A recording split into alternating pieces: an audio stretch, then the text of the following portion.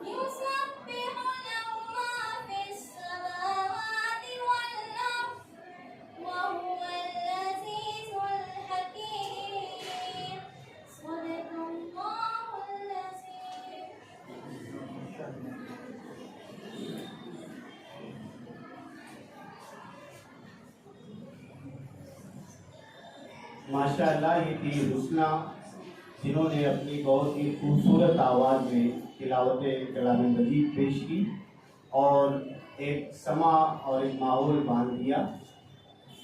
ہم ہمارا ہر اجتماعی کام کسی سرپرست کی، کسی ذمہ دار کی نگرانی اور رہنمائی میں کرتے ہیں. یہی ہماری روایت ہے اور یہی ہمارے مذہب کی تعلیم بھی ہے کہ ہر اجتماعی کام کسی امیر کے ماتحتی میں کیا جائے تو وہ کام بحسن خوبی منزل کو پہنچتا ہے.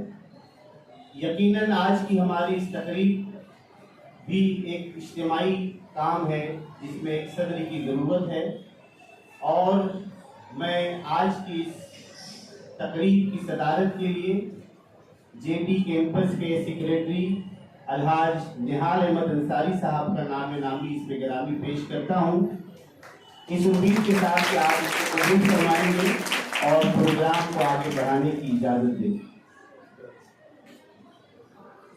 آج کی اس تقریب کی صدارت فرما رہے ہیں JT کیمپس کے روح رواں، یہاں کے سیکریٹری، ایک ویژنری اور ایک بڑا ویژن رکھنے والی شخصیت الحاج نہال احمد انصاری صاحب. اور اس گلشن میں جتنے بھی بہار آئی ہے، پھول کھلے ہیں، اس کے پیچھے نہال احمد انصاری صاحب کی انتھک کوشش، ان کی محنت، ان کا ویژن اور ان کی سیکریفائز جو ہے یہ موجود ہے۔ چمن میں ہر طرف بکھری ہوئی ہے داستاں میری، جو آج کے ہمارے اس پروگرام کی صدارت فرما رہے ہیں۔ آج کی یہ تقریب ہمارے مہمان ڈاکٹر انیس احمد صاحب کے اعزاز میں برپا کی گئی ہے۔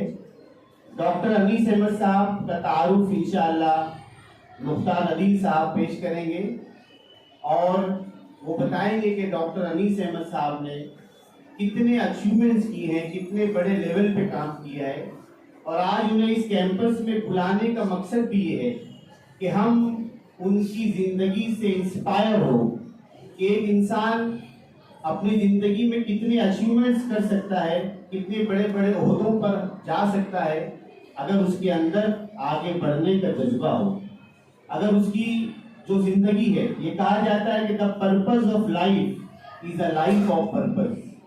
اگر آپ کی زندگی بامقصد ہوگی، آپ کی زندگی کا کوئی ویژن ہوگا، تو آپ جو ہے اس 24 گھنٹے میں، دنیا کے ہر انسان کو 24 گھنٹے برابر ملتے ہیں، لیکن جس انسان کے پاس ویژن ہوتا ہے، جس کے پاس کوئی مشن ہوتا ہے اور جو کچھ کرنا چاہتا ہے، اس کے لیے جو ہے وہ ہر چیز آسان ہو جاتی ہے۔ سر کا تعارف اتنا طویل ہے اور ایسے ایسے ایوارڈ سر کو ملے ہیں کہ جس کو سن کر ضرور ہم سب انسپائر ہوں گے، اور سر کی آمد جو ہے ہمارے اس کیمپس میں ہم سب کے لیے آگے بڑھنے کا ایک حوصلہ عطا کرے گی، اور جب ہم سر کی باتیں سنیں گے تو مجھے امید ہے کہ انشاءاللہ جو ہے سر کی باتوں سے ہم کو بہت فائدہ ہوگا۔ بس ہمارا ذہن جو سیکھنے والا ہو، لینے والا ہو، جو سیکھنے کا ذہن بنا دیتا ہے، تو اس کے لیے پوری دنیا اسکول بن جاتی ہے۔ سیکھنا صرف کلاس روم میں نہیں ہوتا، سیکھنے والے انسان کے لیے پوری دنیا اسکول ہوتی ہے۔ تو آج سر کی آمد سے انشاءاللہ جو ہے آج جو موجود یہاں پہ جتنے ہمارے طلبہ ہیں، ڈپارٹمنٹس کے ہیڈ سے ہے اور جتنے اساتذہ ہیں، انشاءاللہ ان کو جو ہے ایک اچھا انسپریشن ملے گا، جو آج کے اس پروگرام کا مقصد ہے۔ اور دوسرا مقصد یہ بھی آج کے اس پروگرام کا ہے کہ ہمارے اس کیمپس کے بانی مرحوم الحاج ہارون احمد انصاری صاحب کے نام سے جو ہارون انصاری ایکسلنس ایوارڈ جو ہے ہمارے یہاں سے دیا جاتا ہے، وہ ایوارڈ بھی ہم ڈاکٹر انیس صاحب کی خدمت میں پیش کریں گے۔ اس سے ڈاکٹر انیس صاحب کی جو قدر و قیمت ہے، ان کے وقار میں تو اضافہ ہوگا ہی ہوگا، لیکن ہمارے اس ایوارڈ کے وقار میں بھی انشاءاللہ اضافہ ہوگا۔ یہ ایوارڈ جو ہے ڈاکٹر انیس جیسی شخصیت کو جو ہے وہ انشاءاللہ آج دیا جائے گا۔ ان دو مقاصد کے پیش نظر جو ہے آج کا یہ پروگرام رکھا گیا ہے۔ ہم اپنے مہمانوں کا استقبال جو ہے وہ پھولوں کے ذریعے کرتے ہیں۔ پھول محبت اور عقیدت کی علامت ہوتے ہیں، اور پھول دے کر ہم اپنی محبت کا اظہار کرتے ہیں۔ میں چاہوں گا کہ اس موقع پر ہمارے مہمان مکرم کی خدمت میں بوکے پیش کر کے ہم سر کا استقبال کریں۔ میں گزارش کروں گا آج کے ہمارے پروگرام کے صدر الحاج نہال احمد انصاری صاحب سے کہ وہ ڈاکٹر انیس احمد کی خدمت میں بوکے اور شال پیش کریں اور سر کا استقبال کریں۔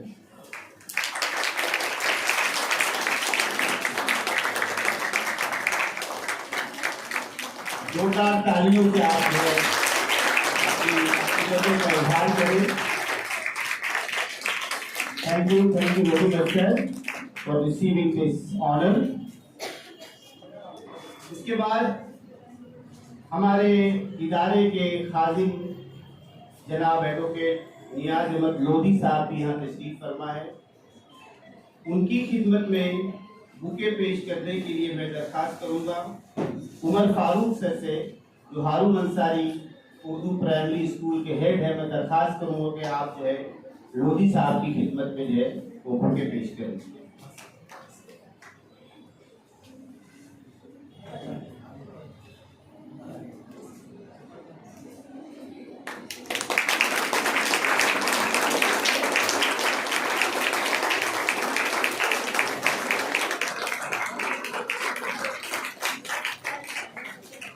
جزاک اللہ شکریہ. اس کے بعد میں شفیق واسع سر سے درخواست کروں گا کہ آپ تشریف لائیں. عتیق واسع سر کہ آپ تشریف لائیں اور آج کے پروگرام کے صدر ہم سب کے محترم اور مکرم الحاج نہار احمد انصاری صاحب کا جو ہے بکے اور شال لے کر استقبال کریں. آپ زوردار تعلیم سے اس استقبال میں شمولیت فرمائیں.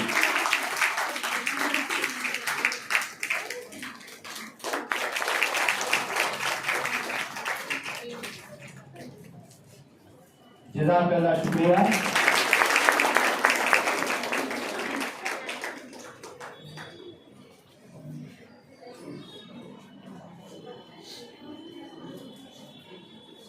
یہ تھا مہمانوں کی خدمت میں گل پیشی. اب میں درخواست کروں گا مختار علی سر سے جو ہمارے شہر کے معروف صحافی ہے. روزنامہ انقلاب میں ان کے مضامین آتے رہتے ہیں اور تاریخ پر بھی مختار سر بہت گہری نظر رکھتے ہیں. میں ان سے درخواست کروں گا کہ آپ تشریف لائیں اور ہمارے مہمان ڈاکٹر علی صاحب کا مفصل تعارف پیش کریں.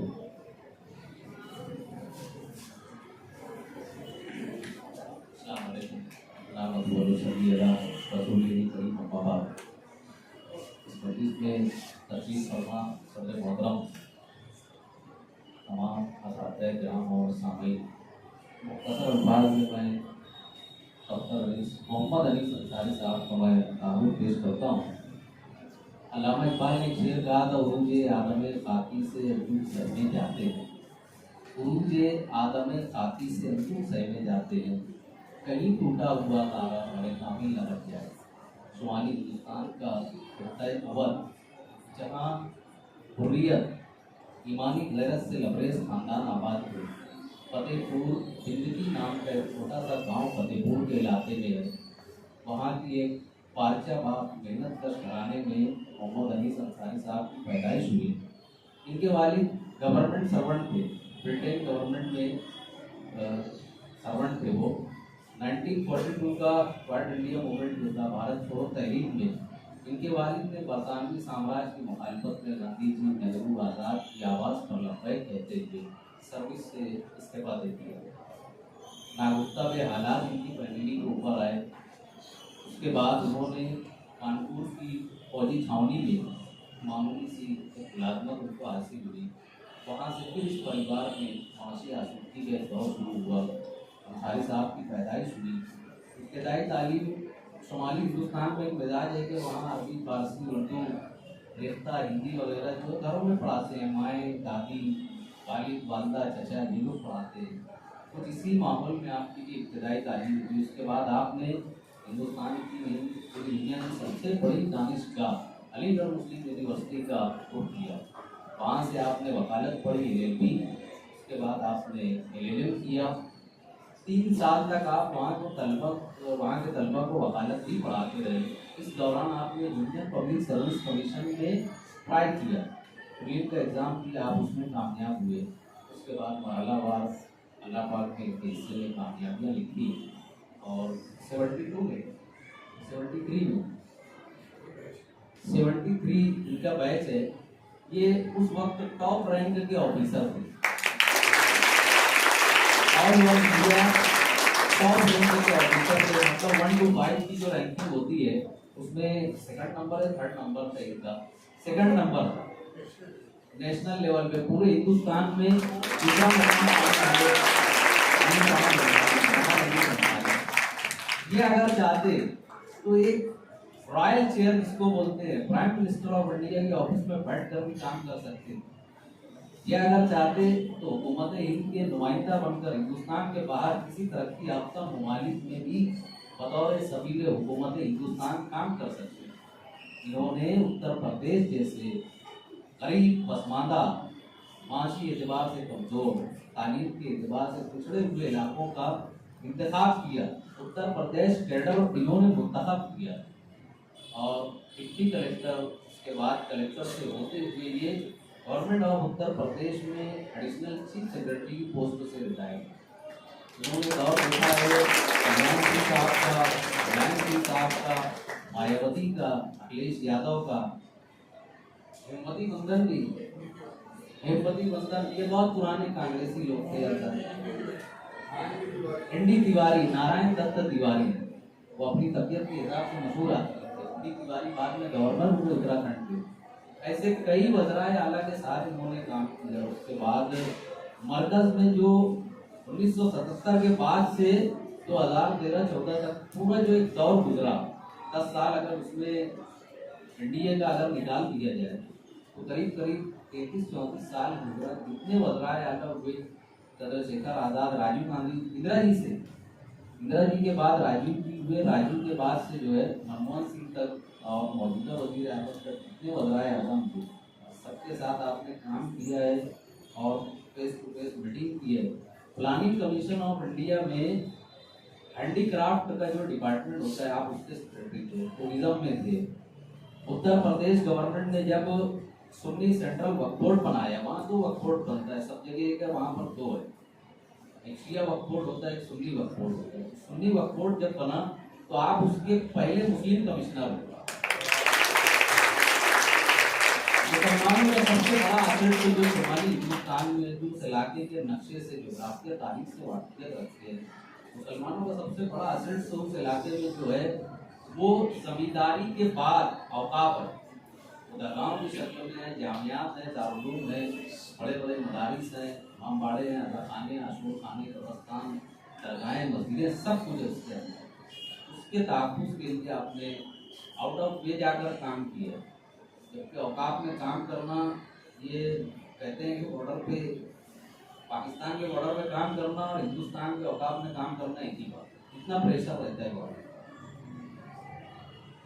उसके बाद आपको मौलाना अली मियां नदवी रहमतुल्लाह अलैह, जो हिंदुस्तान के पहले और आज तक के आखिरी आलिम दीन हैं, जिन्हें खरीदे बरदार काबा कहा जाता है। काबा की चाबियां सऊदी गवर्नमेंट ने आपको बतौर अमानत पे दी थी। पहले अजमी आलिम थे, मेरी मालूमात, मौलाना अली मियां से आपका दीना रिश्ता था।